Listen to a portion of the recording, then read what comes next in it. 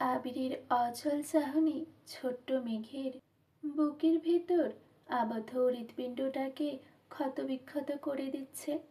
মেঘের পিঠ থেকে হাত সরিয়ে আবির অতি অত্যতায় মেঘের দু চোখ মুছে দিয়েছে। মেঘ তখনও ছোট্ট হাতের সর্বশক্তি দিয়ে আবিরকে জড়িয়ে ধরে আছে। আবির গালের পানি মুছে দু হাতে মেঘের দু গালে হাত রেখে নিরেট দৃষ্টিতে তাকিয়ে পূর্বের ন্যায় আবারও জিজ্ঞেস করল, ম্যাম, আমাকে কি 5টা মাস সময় দেয়া যাবে? আবিরের আজ্ঞাসূচক প্রশ্ন শোনা মাত্র মেঘের চোখ থেকে এক ফোঁটা অশ্রু গাল পর্যন্ত নামতেই আবির নিজের বৃদ্ধাঙ্গুলের সহিত সেই গতি থামিয়ে দিয়ে মুখে গম্ভীর ভাব বজায় রেখে বলল, মাস বাদ দিলাম, মাত্র 150 দিন হলেই চলবে। ঘুম ভাঙলেই 149 দিন চলবে। মেঘের মুগ্ধ চাহনিতে আবারও বিষাদ নেমেছে। বুকের ভেতর তীব্র অভিমান জমেছে। অভিমানী মুখখানা দেখে আবিরের বুকের যন্ত্রণা তীব্র হতে শুরু করেছে। গত দিনগুলোতে মেয়েটাকে অবহেলা করে নিজেকে যতটা শক্ত রাখার চেষ্টা করেছিল, সেই সব কিছু মুহূর্তেই পরিবর্তন হয়ে গেছে। আবির নিজেকে নিরুদ্ধ করতে আকাশের পানে তাকিয়ে দু চোখ বন্ধ করে সঙ্গোপনে দীর্ঘ নিঃশ্বাস ছাড়ল। হঠাৎ অনুভব করল আবিরের পিঠ থেকে মেঘের দু হাত সরে গেছে। আবির তৎক্ষণাৎ চোখ মেলল। ততক্ষণে মেঘের শরীর হেলে পড়ছে। আবির তড়িৎ বেগে মেঘকে দু হাতে আঁকড়ে ধরে আর্তনাদ করে উঠল। মেঘের নিস্তেজ দেহ আবিরের গায়ে পড়ে আছে। আবির অনর্গল ডাকছে, কিন্তু মেঘের হুঁশ নেই। মেঘকে কোলে নিয়ে সোফায় হেলান দিয়ে বসিয়ে দ্রুত পানি এনে মেঘের চোখে মুখে ছিটিয়ে দিচ্ছে আর অবিরত ডেকে যাচ্ছে। সকাল থেকে করা একের পর এক অনিয়ম, মনের বিরুদ্ধে সারাদিন উত্তপ্ত ক্ষিপ্রতায় নিজেকে প্রহত করার তীব্র প্রচেষ্টা, বুকের ভেতর কষ্ট চেপে রাখার উদ্যম, তার সঙ্গে অনাবশ্যক কান্নার ফলে মেঘের দেহ নিস্তেজ হয়ে পড়েছে। মিনিট মিনিট 10-এর মধ্যে মেঘ পিটপিট করে চোখ মেলল। আবির ছাদের ফ্লোরে বসে মেঘের দু হাত আঁকড়ে ধরে আকুল কণ্ঠে ডেকেই যাচ্ছে।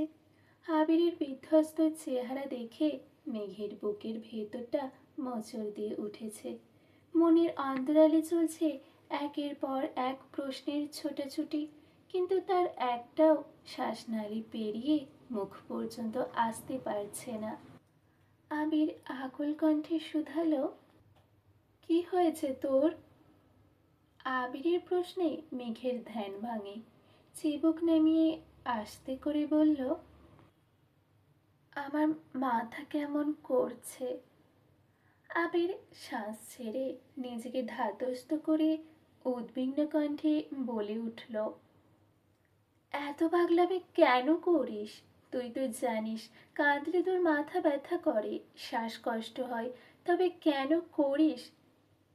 নিজের প্রতি যত্নশীল কবে হবি?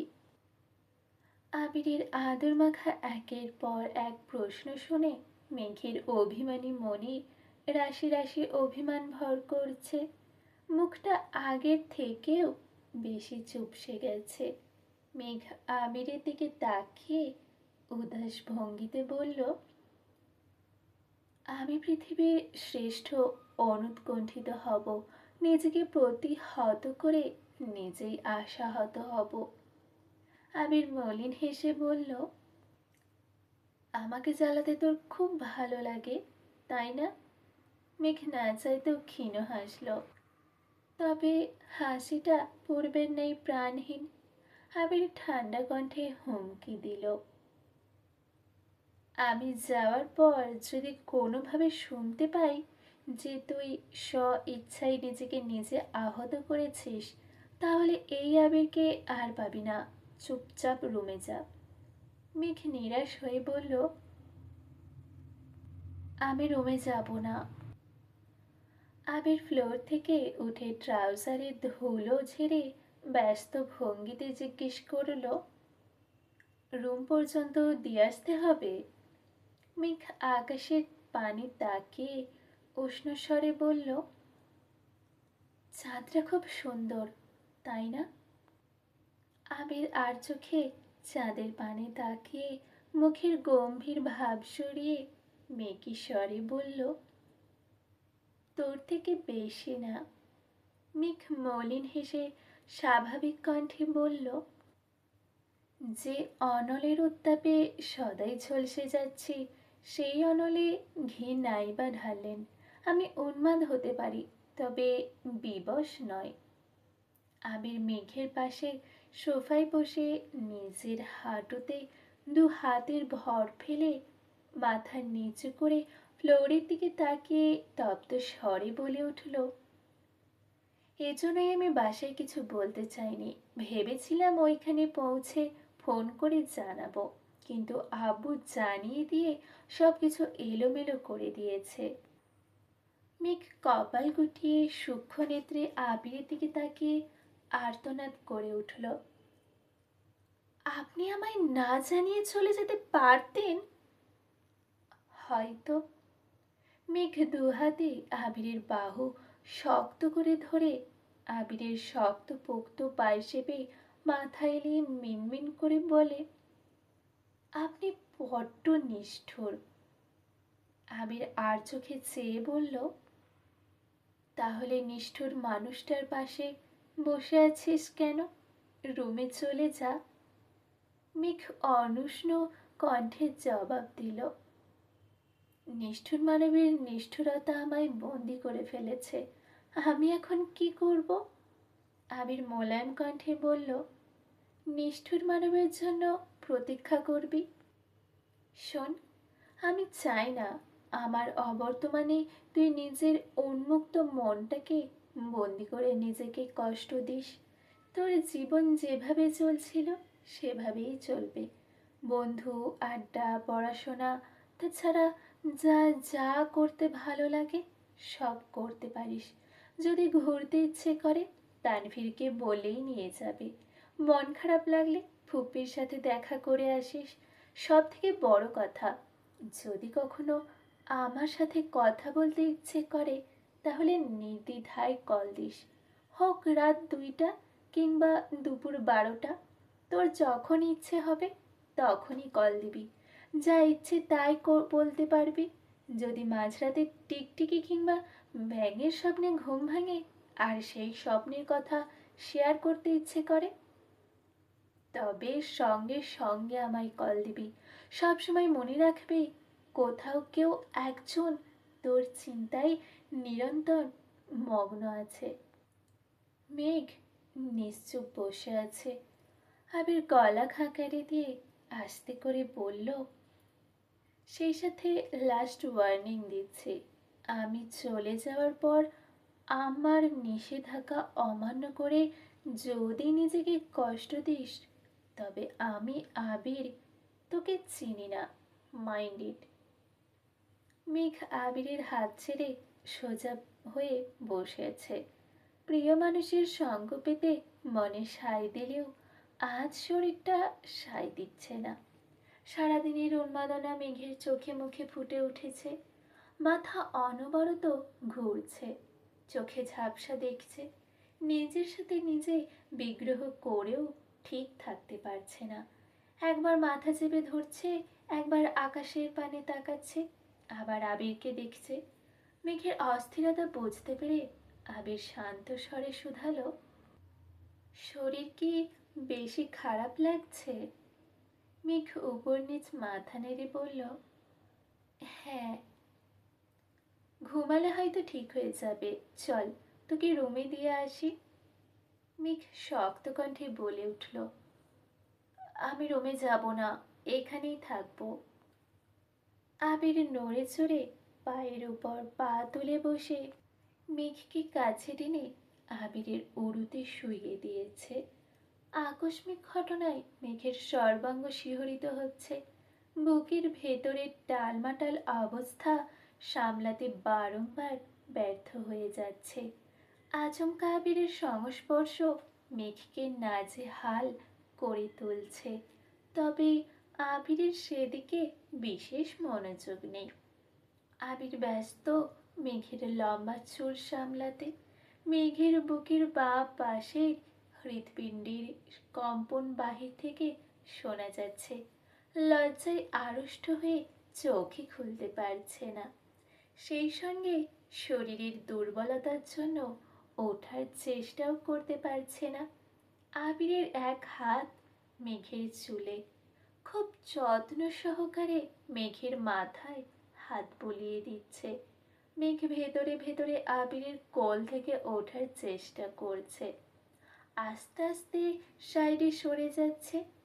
আচমকা আবির অন্য হাতে মেঘের পেটের পাশে হাত রেখে মেঘের শরীর সোফার মাঝ বরাবর এনে উষ্ণ স্বরে বলল, কথা না শুনলে সোজা রুমে ফেলে দিয়ে আসবো, তারপর কান্নাকাটি করবি না বলে দিলাম। উষ্ণ স্পর্শে মেঘের নিঃশ্বাস আটকে গেছে। সেই সঙ্গে ভারী কণ্ঠের হুমকিতে মেঘ সম্পূর্ণ শান্ত হয়ে গেছে। চোখ বন্ধ করে ঘন ঘন শ্বাস ছাড়ছে। আবির মেঘের মাথায় হাত বুলিয়ে দিচ্ছে। সেই সঙ্গে মেঘকে শীতল কণ্ঠে বোঝাচ্ছে। আবিরের বিস্তর আলাপচারিতার পর মেঘ ধীরে ধীরে চোখ মেলল। উজ্জ্বল আলোতে আবিরের মায়াময় মুখখানায় তাকিয়ে মনে মনে আওড়ালো, এত কথা বলতে পারছেন, অথচ একবারের জন্য কি ভালোবাসি শব্দটা বলা যায় না? সারা জীবনের জন্য আমাকে আপনার ভালোবাসার চাদরে মুড়িয়ে নেওয়া যায় না? মেঘ অসীম আকাশের জল করা চাঁদের পানে চেয়ে আছে, আর আবিরের নিঃশব্দ দৃষ্টি তাকিয়ে আছে মেঘের মায়াবী আদলে। আবিরের বুকের বাঁ পাশে যে চাঁদের অবস্থান, সেই চাঁদ আজ আবিরের কোলে শুয়ে আছে। আবির না চাইতেও আজ তার একান্ত চাঁদের রূপ আর মায়ায় নিজেকে জাহির করতে বাধ্য হয়েছে। বেসামাল দশার কত সময় পেরিয়েছে সেদিকে কারোর হুঁশ নেই। আবিরের আত্মত্যায় এক সময় মেঘ আবিরের কোলে শুয়েই গভীর ঘুমে আচ্ছন্ন হয়ে গেছে। আবির তখনও মায়াবী দৃষ্টিতে মেঘের ঘুমন্ত মুখখানা দেখছে। প্রায় শেষ রাতের দিকে আবির মেঘকে তার রুমে নিয়ে গেছে। আবির মেঘের মাথায় হাত বুলিয়ে আলতোভাবে মেঘের কপালে একটা চুমু খেয়ে ভেজা কণ্ঠে বলল, তোকে খুব মিস করব। আবির উঠে যেতে নিলে মেঘ ঘুমের ঘোরেই আবিরের টি শার্ট খামচে ধরেছে। আবির উঠতে চেয়েও থমকে গেছে। এই হাত ছাড়িয়ে চলে যাওয়া আবিরের পক্ষে অসম্ভব।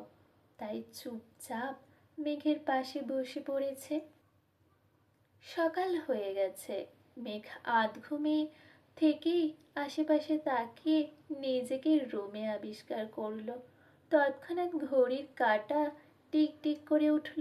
মেঘ চোখ ঘুরিয়ে ঘড়ির দিকে তাকাতেই দেখল ঘন্টার কাঁটা ঠিক 11টায়। মেঘ এক লাফে শোয়া থেকে উঠে আগ পাছ না ভেবেই বিছানা থেকে নেমে ছুটতে শুরু করলো। মাথা ঘুরছে, চোখ অন্ধকার হয়ে আসছে, তবুও মেঘ থামছে না। রুম থেকে বেরিয়ে বেলকনি পেরিয়ে আবিরের রুমের সামনে এসে থমকে দাঁড়ালো। রুমের দরজা আটকানো। দরজার বাহিরে জল করছে একটা সিলভার রঙের তালা। মেঘ দীর্ঘ নিঃশ্বাস ছেড়ে বুকের বাম হাতে বুকে হাত রেখে এক পা করে পেছাতে শুরু করলো। দু চোখ ছলছল করছে। সদ্য ঘুম ভাঙায় ঠিকমতো তাকাতে পারছে না। আচমকা আবারও ছুটতে শুরু করেছে। পাবে না জেনেও তানভীর মিম সহ নিজের প্রতিটা রুমে আ- নিচের প্রতিটা রুমে আবিরকে খুঁজছে। এমনকি বাড়ির মেন গেট পর্যন্ত ছুটে গেছে। বাসায় তেমন কোনো মানুষই নেই। মিম আদি স্কুলে, তানভীর নিজের কাজে ব্যস্ত, মোজাম্মেল খানরা অফিসে, হালিমা খান আর মালিহা খান ডাক্তারের কাছে গেছেন, আকলিমা খান নিজের রুমে ঘুমাচ্ছেন। মেঘ মেন গেট থেকে এক দৌড়ে ছাদে গিয়ে সোফার কাছে গিয়ে থামল। গত রাতে যে সোফায় আবিরের কোলে মাথা রেখে শুয়েছিল, সেই সোফার সামনে ফ্লোরে বসে হাউমাউ করে কান্না শুরু করেছে। সূর্যের প্রখর আলো মাথার উপরে চলে এসেছে। গত রাতের রেশটাই ঠিকমতো কাটেনি, তার মধ্যে আজও তাই করছে। মেঘকে থামানোর জন্য আবির, তানভীর কিংবা মিম কেউই আজ উপস্থিত নেই। মেঘ চিৎকার করে কাঁদছে, কাঁদতে কাঁদতে বারবার দম আটকে যাচ্ছে, তবুও থামছে না। রোদের তাপে সারা শরীর ঘেমে একাকার অবস্থা। তার উপর চুল ছড়িয়ে বসে আছে। ঘন্টা দুয়েক পর মেঘ আবারও দৌড়ে রুমে গেছে। রুমে ঢুকতেই চোখে পড়ে টেবিলের উপর একটা চিরকুটে। চিরকুটে ছোট করে লেখা, ভোরের স্বপ্নের মতোই সত্যি হয়ে ফিরব কোনো এক অবসন্ন অপরাহ্নে। অপেক্ষায় থেকো, মাই ডিয়ার স্প্যারো। ওয়ার্ড্রপ থেকে আবিরের সেই সাদা শার্টটা বের করে চিরকুট হাতে ধপ করে ফ্লোরে বসে দু হাতে শার্ট জড়িয়ে ধরে আবারও কাঁদতে শুরু করেছে। গত রাতে আবিরের এত করে বোঝানো সব কথা ভুলে গগন কাঁপানো কান্নায় ব্যস্ত হয়ে পড়েছে। 2টার দিকে তানভীর বাসায় আসছে। কাকিয়াকে জিজ্ঞেস করে সরাসরি রান্নাঘর থেকে খাবার নিয়ে মেঘের রুমের সামনে হাজির হয়েছে। দরজায় ডাকতেই মেঘ অফিসের মেঘ আবিরের শার্টটা বালিশের নিচে লুকিয়ে চোখে মুখে পানি দিয়ে মুখ মুছতে মুছতে ব্রাশ হাতে নিয়ে দরজা খুলে দিল। তানভীর ভ্রু কুঁচকে গম্ভীর কণ্ঠে জিজ্ঞেস করলো, মাত্র উঠছিস? হ্যাঁ। ঠিক আছে, ফ্রেশ হয়ে আয়। মেঘ হাত মুখ ধুয়ে আসতে তানভীর ভাতের প্লেট এগিয়ে দিয়ে বলল, খেয়ে নে। খেতে নেই, পরে খাবো। তানভীর চোখ গোল গোল করে তাকাতেই মেঘ চিবুক নামিয়ে ফেলেছে। তানভীর শক্ত গলায় আবারও বলল, তোর মুখে না শুনতে সব কাজ ফেলে বাসায় আসিনি আমি। দেখি, হাঁ কর। খাওয়ানো শেষে যাওয়ার সময় মেঘ উদ্বিগ্ন কণ্ঠে শুধালো, আবির ভাই কখন গেছেন? সকালে। মেঘ স্তব্ধ হয়ে বসে আছে। তানভীর চলে গেছে। মেঘ কিছুক্ষণ বসে থেকে দরজা বন্ধ করে বালিশের নিচ থেকে আবিরের শার্ট বের করে আবারও কান্না শুরু করেছে। মিম স্কুল থেকে ফিরে মেঘকে দেখতে আসছে। মেঘ তখনও ফুঁপিয়ে ফুঁপিয়ে কাঁদছে। প্রচণ্ড মাথা ব্যথায় মেঘের চেহারা ঘুটঘুটে অন্ধকার হয়ে গেছে। চোখ মেলে ঠিকমতো তাকাতেও পারছে না। মিমকে জড়িয়ে ধরে আবারও কাঁদতে শুরু করেছে। সেই 11টা থেকে চলছে মেঘের নিরবধি কান্না, কখনো বেশি, কখনো বা কম। ঘড়ির কাঁটা থমকে আছে সূর্যাস্তের পূর্ব মুহূর্তে। কিছু অনুভূতিহীন শব্দ এখনো বুকের ভেতর চাপা পড়ে আছে, যা কান্নারূপে প্রতিনিয়ত বুক খুঁড়ে বেরিয়ে আসছে। বেলকনির দেয়ালে পিঠ ঠেকিয়ে নিরিট দৃষ্টিতে তাকিয়েছে দূর আকাশের পানে। দু চোখ রক্তাভ হয়ে আছে। শরীরের ভেতরে ধীরে ধীরে বাসা বাঁধছে এক অজ্ঞাত অতুষ্টি। গতকাল থেকে আজ অবধি যে ঝড় মেঘের মনের উপর দিয়ে চলছে তার কোনো অন্ত নেই। রাত পেরিয়ে সকাল হয়ে গেছে। আবির ঠিকঠাক মতো পৌঁছেই মেসেজ করে জানিয়েছে গভীর রাত ছিল বলে কাউকে কল দেয়নি। সকাল দিকে একের পর এক কল দিচ্ছে, কিন্তু বাসার কেউ কল রিসিভ করছে না। এমনকি তানভীরও কল রিসিভ করছে না। কিছুক্ষণের মধ্যেই আবিরের শরীর ঘামতে শুরু করেছে। বুকের ভেতর অজানা ভয় কাজ করছে। আগবাজ না ভেবেই কল দিল আলী আহমেদ খানের নাম্বারে। আলী আহমেদ খান কল রিসিভ করে শান্ত স্বরে জিজ্ঞেস করলেন, কখন পৌঁছালে? সব কিছু ঠিকঠাক আছে? তুমি সুস্থ আছো? রাতে আসছি। জি, আলহামদুলিল্লাহ। কিন্তু বাসার কেউ কল রিসিভ করছে না কেন? আলী আহমেদ খান গম্ভীর কণ্ঠে জবাব দিলেন, বাসায় কেউ না থাকলে কল রিসিভ করবে কিভাবে? কোথায় গেছে সবাই? হাসপাতালে। আবির উদ্বিগ্ন কণ্ঠে বলল, কেন, কার কি হয়েছে? আলী আহমেদ খান উদাস ভঙ্গিতে বললেন, গতকাল রাত থেকে মেঘ মামুনির জ্বর, মাথা ব্যথা, এক পর্যায়ে প্রচণ্ড শ্বাসকষ্ট শুরু হয়েছে। তাই বাধ্য হয়ে রাত 2টার দিকে হাসপাতালে নিয়ে গেছে। বাসার সবাই এখনো হাসপাতালেই। অভিশঙ্কায় আবিরের আঁখি যুগল রক্তাভ হয়ে উঠেছে। উদ্বিগ্ন আদল বদলে মুহূর্তেই রুদ্রমূর্তি ধারণ করেছে। বুকের ভেতর অবস্থিত হৃৎপিণ্ডটা ভয়ঙ্কর রকমে কাঁপছে। কপাল গুটিয়ে রুমের ছাদের দিকে তাকিয়ে সবটুকু শক্তি দিয়ে দীর্ঘ নিঃশ্বাস ছাড়ল। আবিরের অক্ষিপট ভিজে আসছে। আলী আহমেদ খান কোমল কণ্ঠে বললেন, আমি আসার সময় দেখে আসছি, ঘুমাচ্ছে। তুমি বরং তানভীরকে কল দাও। আবির আস্তে করে গলা খাঁকারি দিয়ে গম্ভীর কণ্ঠে বলল, ঠিক আছে, রাখছি। আবির কল কেটে সঙ্গে সঙ্গে তানভীরের নাম্বারে কল দিল। আগেও বেশ কয়েকবার দিয়েছে, কিন্তু তানভীর কল রিসিভ করেনি। ভেতরের ক্রোধ আবিরের তামাটে চেহারায় স্পষ্ট ভেসে উঠছে। 3বারের মাথায় তানভীর কল রিসিভ করলো।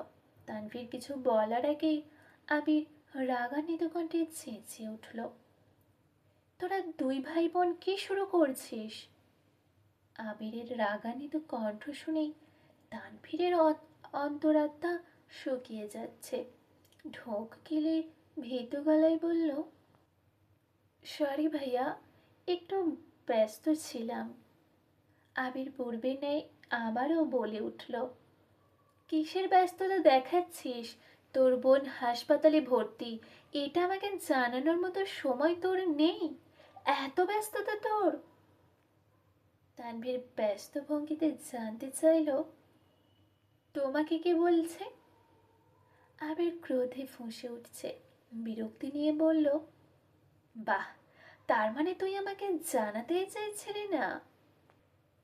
তানভীর আমতা আমতা করে বলতে শুরু করলো, বিষয়টা এমন না, তুমি এতটা জার্নি করে গেলে, ওই অবস্থায় রাতে তোমাকে জানালে তুমি শুধু শুধু দুশ্চিন্তা করতে, সেজন্য বলিনি।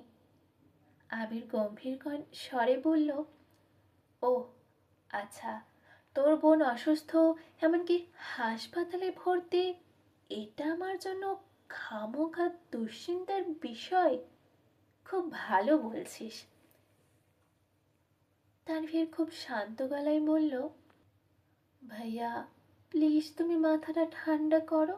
বনুর শ্বাসকষ্ট এখন অনেকটাই কমেছে। মানসিক প্রেশার আর অতিরিক্ত কান্নাকাটি করায় এমনটা হয়েছে। ডাক্তার বলেছেন সিরিয়াস কিছু না, তবে। আবির হুঙ্কার দিয়ে উঠল, তবে কি? ডাক্তার আশঙ্কা করছেন এভাবে চলতে থাকলে বড় কোনো রোগের সম্ভাবনা আছে। তোরা দুই ভাই বোন মিলে আমায় খুন করে ফেললে আজ এই দিনটা আমাকে দেখতে হতো না। তোর বোনকে এতটা সময় নিয়ে বুঝিয়েছি, বারবার ওয়ার্নিং দিয়েছি, অথচ তোর বোন আমার কথার কি প্রতিদান দিল? আসার আগে তোকে হাল 100 বার বলেছি ওকে একা ছাড়িস না, ছাড়িস না, তারপরও তুই একা ছেড়ে দিলি। আবু চাচ্চুর মতো তোরাও প্রমাণ করে দিলি আমি মানুষটা অপরিচিত। আর আমার অভিপ্সাগুলো বড্ড ঠুনকো। তোদের আচরণে নিজেকে আজ পৃথিবীর শ্রেষ্ঠ অপকৃষ্ট মানব মনে হচ্ছে। যেখানে সামান্যতম মূল্য আমার নেই, সেখানে কথা বলা আমার শোভা পায় না। ভালো থাকিস, আর তোর বোনকে যত্নে রাখিস। আল্লাহ হাফেজ। এক আকাশ সম অভিমান নিয়ে আবির কথাগুলো বলেছে। তানভীর কিছু বলার আগেই আবির কল কেটে দিয়েছে। কল ব্যাক করতে করতে আবির ফোন বন্ধ করে দিয়েছে। এদিকে মেঘের শরীরের অবস্থা এখনো অনেকটাই খারাপ। আবির যাতে দুশ্চিন্তা না করে তার জন্য তানভীর ইচ্ছেকৃত কোনো কিছু বলতে চায়নি, অথচ তাই হলো। আবির, মেঘ আর তানভীর দুজনকেই ভুল বুঝে কল কেটে দিয়েছে। মেঘের এই সমস্যা ছোট থেকেই ছিল। বাসায় কোনো বিষয়ে খুব বেশি বকা খাওয়া কিংবা পরীক্ষায় রেজাল্ট খারাপ হওয়া, ছোটবেলা আবিরের হাতে থাপ্পড় খাওয়ার পর সপ্তাহখানেক জ্বরে ভোগা, এগুলো হর হামেশাই হয়ে থাকে। কিন্তু ইদানিং তার সাথে যোগ হচ্ছে শ্বাসকষ্ট নামক এক গুরুতর সমস্যা। আবির কাছ থেকে রিয়াকে না দেখলেও রাকিবের মুখে বরাবরই রিয়ার অসুস্থতার কথা শুনে এসেছে। সেই আতঙ্কে মেঘকে সব সময় দূরে দূরে রাখতে চেয়েছে।